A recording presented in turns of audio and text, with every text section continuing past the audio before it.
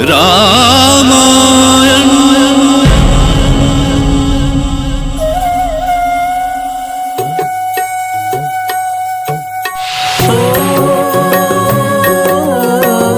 मंगल भवन अमंगल हारी,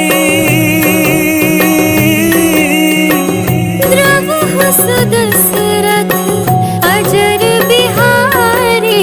राम सिया राम जय जय राम। राम सिया राम जय जय राम। राम सिया राम जय जय राम। राम सिया राम जय जय राम। मैं काल हूं। मैं सतयुग से लेकर त्रेता युग तक की कितनी ही घटनाओं का साक्षी रहा हूं। अयोध्या में जो भी घट रहा था उसे देखकर मैं बहुत ही विचलित था। देवलोक में श्री राम को राजगद्दी पर ना बैठने देने की जो योजना बनी थी उसके परिणाम की कोई कल्पना भी नहीं कर पा रहा था, या शायद करना नहीं चाहता था। दशरथ ने कैकेयी को जो वचन दिया था उनको राम के सामने कहना उनके लिए मृत्यु को गले लगाने से कठिन था। वो जब भी उस क्षण के बारे में सोचते उनकी आंखों के सामने अंधेरा छा जाता और उनकी ये दशा देखकर राम भी असहाय होते जा रहे थे।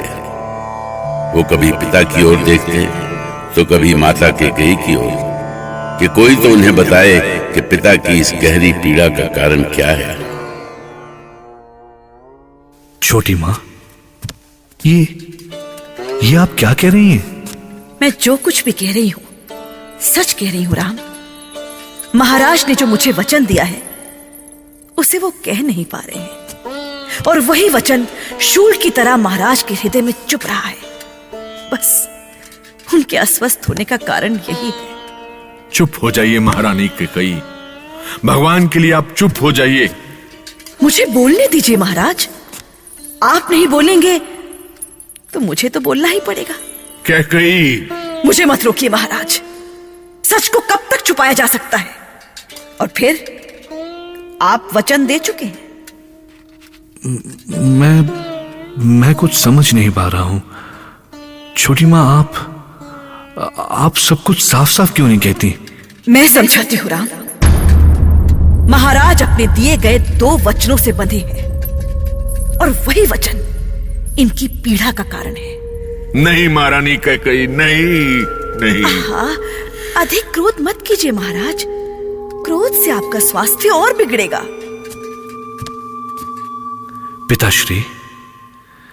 पिताश्री, छोटी माँ किस वचन की बात कर रही है? वो ऐसी कौन सी वचन है जो आपको पीड़ा दे रही है पिताश्री? आपका पुत्र राम आपके वचनों को पूरा करने के लिए कुछ भी कर सकता है, कुछ भी। बताइए पिताश्री, आपके वचन के लिए मैं असंभव को भी संभव कर दूंगा। बस आप एक बार बताइए तो कि वो कौन सा वचन है, क्या है वो वचन? मैं बताती हूं राम। महाराज के पहले वचन के अनुसार तुम्हें 14 वर्षों के लिए वन जाना होगा, और दूसरे वचन के अनुसार मेरा पुत्र भरत युवराज होगा। नहीं राम, ये राजाज्ञा नहीं है। नहीं पिताश्री, राजाज्ञा हो या ना हो, राम इन्हें निभाएगा। मेरे लिए पिता के दिए वचन किसी भी राजाज्ञा से बढ़कर है पिताश्री। नहीं राम, नहीं, इससे दुखद और कुछ नहीं हो सकता है, कुछ नहीं। कुछ वचन होते ही ऐसे हैं महाराज जो बहुत कष्ट देते हैं, किंतु एक महान सूर्यवंशी अपने वचन से कभी पीछे नहीं लौटता। ये मेरा अटल विश्वास है। अवश्य छोटी मां, अवश्य। इतनी सी बात के लिए आपको इतना कुछ कहने की आवश्यकता नहीं है। पिताश्री के दिए वचन पूरे होंगे, अवश्य पूरे होंगे। माता ने कहे कटु वचन, जो विष के भरे हो बाण, राम दीन्ही ऐसी मुस्कान, जो करे शंभु विषपान। विधि के इस विचित्र विधान को श्री राम ने हंसते हुए ऐसे स्वीकार कर दिया जैसे शिव ने सृष्टि की रक्षा के लिए विषपान किया था।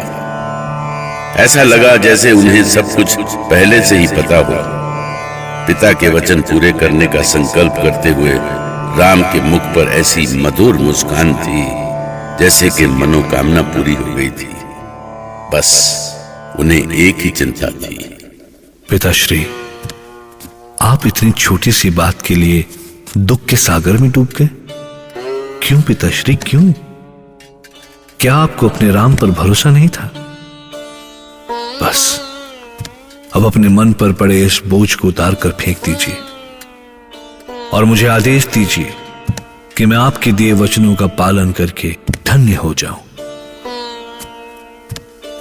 आदेश दीजिए पिताश्री, आदेश दीजिए। मैं आपके आदेश की प्रतीक्षा कर रहा हूं। देखिए महाराज, देखिए आपका ज्येष्ठ पुत्र कितना समझदार और आज्ञाकारी है। इससे पहले कि आपके ही वचनों के भार से आपकी आत्मा दब जाए, उससे पहले राजाज्ञा सुना दीजिए। आप व्यर्थ में प्रजा का समय क्यों नष्ट कर रहे हैं? अनिर्णय की यह स्थिति आप जैसे चक्रवर्ती सम्राट को शोभा नहीं देती। पिताश्री, रघुकुल का अभिमान है आप। अब तक आपने बड़ी ही कुशलता से राजधर्म निभाया है और आज इतनी छोटी सी बात के लिए आप पर कोई उंगली उठाए, ये मेरे लिए असहनीय होगा। आप ईश्वर पर भरोसा रखें पिताश्री, भरोसा रखें कि जो भी होगा शुभ होगा, केवल शुभ।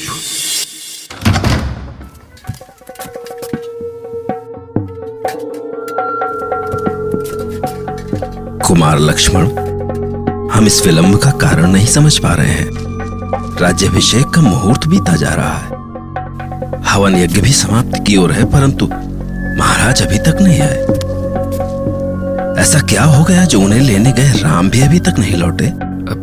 क्षमा करें गुरुदेव, मैं पिताश्री और भैया को देखने गया था, पर क्या लक्ष्मण? भैया पिताजी के साथ किसी गंभीर मंत्रणा में हैं। राज्याभिषेक के समय मंत्रणा? ऐसा क्या हो गया जो? ये तो उत्सव की बेला है लक्ष्मण, ऐसी घड़ी में क्या हो रहा है ये सब? ये बात पिताजी और भैया से अच्छी तरह और कौन जानता है, पर यदि वो अभी तक नहीं आ सके हैं तो अवश्य ही कोई गंभीर कारण होना चाहिए। हाँ, वो तो मैं भी समझ रहा हूं और वही मेरी चिंता का कारण है। पर इससे भी बड़ी बात यह है कि अतिथि क्या सोचेंगे? वो तो कोई कारण नहीं जानते। वो सब तो राम के राज्याभिषेक के लिए यहां आए। ऐसे में हम क्या कहें उनसे? अब सोच क्या रहे हैं महाराज? ऐसे अवसर पर विलंब करना आपकी दुर्बलता कहलाएगी। मुझे आदेश दीजिए पिताश्री, आदेश दीजिए। आपको क्या हो गया पिताश्री? आदेश क्यों नहीं देते आप? क्या आपका अपने राम पर से भरोसा उठ गया है? अब तो स्वयं पर भी भरोसा नहीं रहा पुत्र राम। ऐसा लगता है कि होनी मेरे साथ कोई खेल खेल रही है। अयोध्या नरेश होनी के हाथों की कठपुतली बनकर रह गया है। नहीं पिताश्री, रघुकुल नायक चक्रवर्ती सम्राट अयोध्या नरेश इतने दुर्बल नहीं हो सकते। ये जो कुछ हो रहा है इसे आप विधि का लेखा नहीं, अपना निर्णय मानते हुए मुझे आदेश दीजिए। हाँ महाराज, इससे पहले कि कोई अनहोनी हो, आप अपने वचनों को आदेश में बदलिए। आदेश दीजिए महाराज, आदेश दीजिए। मैं सूर्यवंशी अजपुत्र अयोध्या नरेश दशरथ अपने द्वितीय पुत्र भरत को युवराज पद देने की घोषणा करता हूं। और इसी के साथ दूसरा वचन भी पूर्ण कीजिए महाराज। पूर्ण कीजिए।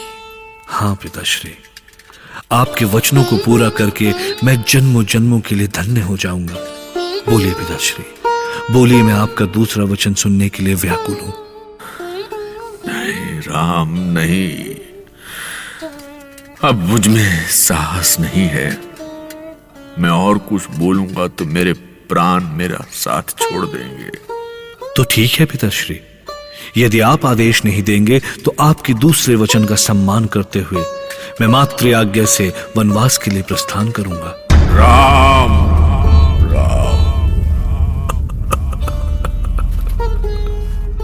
कितनी कुटिलता, कितनी दुर्भावना और कितने स्वार्थ के गर्भ से जन्मे थे कैकेयी के ये दो वचन, जिनको पूरा करने के लिए उसने क्या नहीं किया, और अंततः महारानी कैकेयी की कामना पूरी हुई।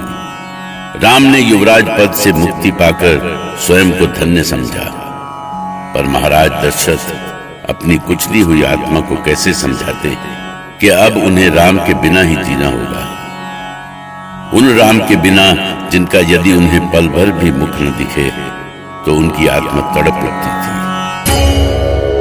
राम